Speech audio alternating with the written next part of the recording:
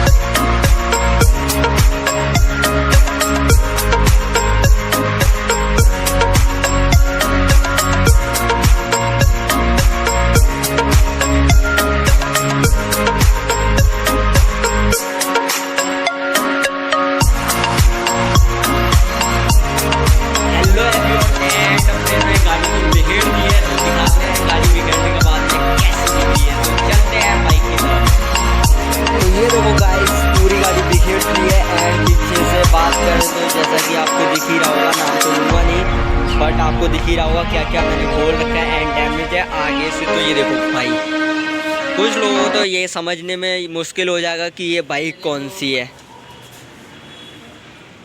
तो बस कुछ इतना ही खोला है, अब मैं इसे पैक करने वाला हूँ। पैक करते वक्त की वीडियो मैं आपको दिखा दूँगा।